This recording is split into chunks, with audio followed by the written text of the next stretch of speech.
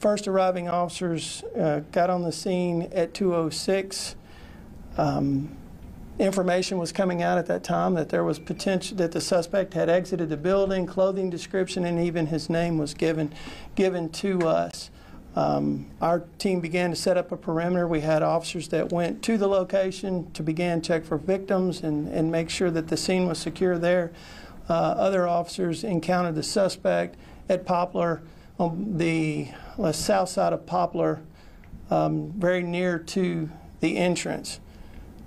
Suspect had a firearm in his possession. It was on his person. It wasn't in his hand. He was taken into custody without incident. So we do have the suspect in custody at this time.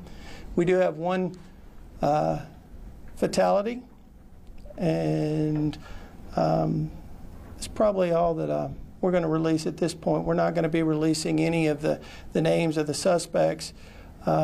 We did conduct multiple searches of the facility, continue to make sure that it was secure, including we had our drone pilots fly the exterior of the building to ensure that we didn't have anyone that the suspect may have encountered when he left.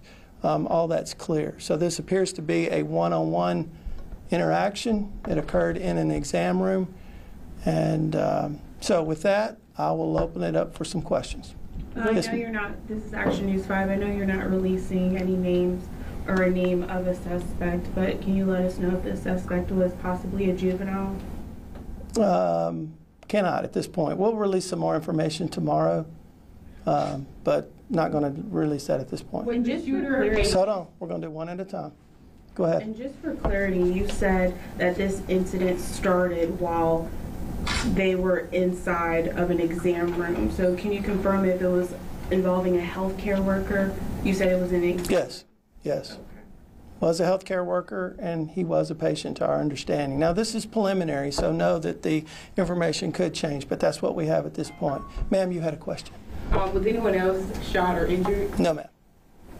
No, ma'am. I've been told that the healthcare provider had been receiving threats from this particular patient over the past week. Do you have any reports of those threats? I have not received anything to that nature.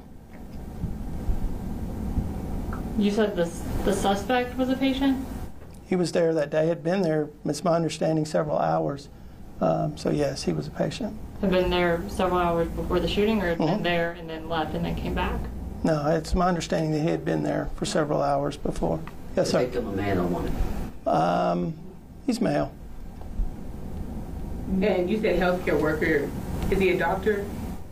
Well, I'm going to leave it at that. Out of respect for the employees at Campbell's Clinic, the family, we want to make sure that those that the folks are notified properly. We're very preliminary in the investigation. We're going to be working with ATF to do trace on the firearm, doing some other things. Our detectives, as you can imagine, there were many patients that were there, employees, and so there's a lot of interviews that are going to be taking place, and so in the coming days we'll be able to provide you with some additional information, but be patient with us now. Just two more questions from me. Okay.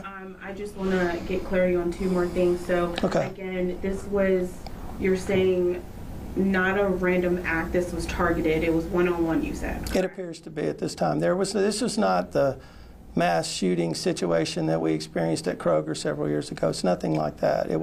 It's bad, it's horrific, it's terrible. And our thoughts and prayers are with the family. We have made notification to them, and so we're going to continue to pray for them, and I would hope that your viewers would do the same. But that's, out of respect for them and those employees, we don't want to release the name. Understood. And then my last question was just again the narrative. So I guess he shot the healthcare worker. How did he leave out from the exam room? He ran. Okay, he ran, and that's when police caught up with him with the firearm on his person. Yeah, he had the firearm on his person. It wasn't in his hand, but he had it in his possession. Was there a threat prior to this happening? Not that we're aware of. Can you tell me what type of gun he used? It's handgun. Handgun?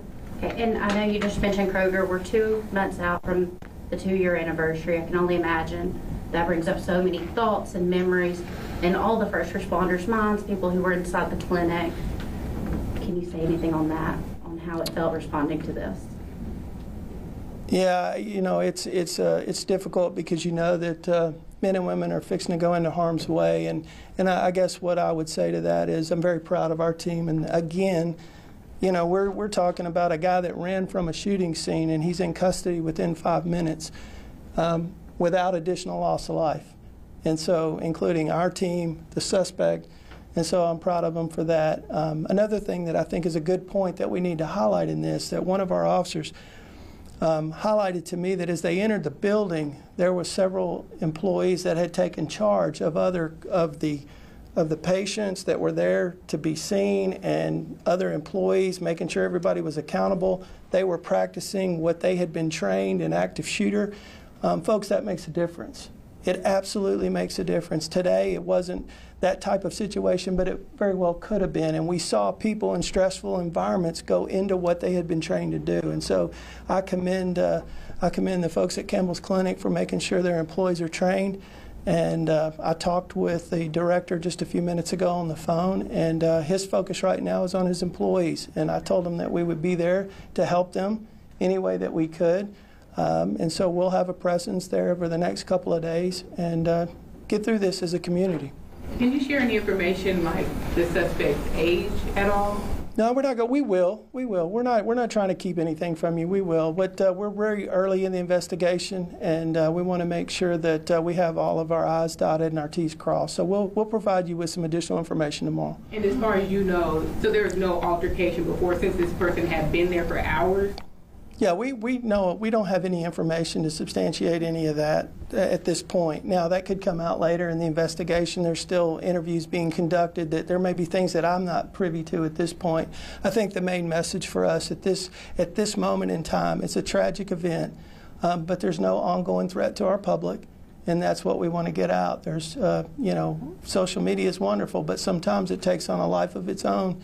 I mean, Major Townsend can tell you, I think he was already getting calls from CNN like this was, like we were having another mass shooting event. So we want to calm the fears, okay? It's horrible. Please pray for the victim and his family. But right now there's no ongoing threat.